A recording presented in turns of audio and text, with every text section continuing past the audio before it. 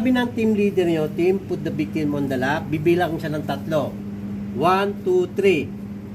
Tandaan nyo, dapat alam nyo na yung itatas yung hita. Yung na 90 degrees yung ganon. Bago ipatong, ha? Ikaw naman, sir, hindi ka naman ng 90 degrees eh. Tumayo eh.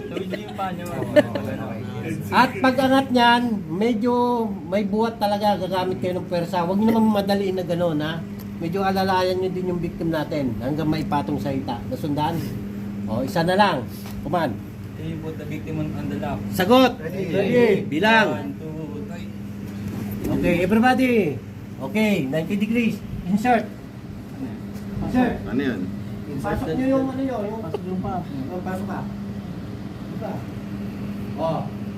Pag nakagawa nyo 90 degrees, command ulit, team leader, team ready to lift. Sagot. Ready. Command. Team ready to lift. Ready. Bilang. 1, 2. Okay, baba nyo ngayon. Baba. Hindi, bababa.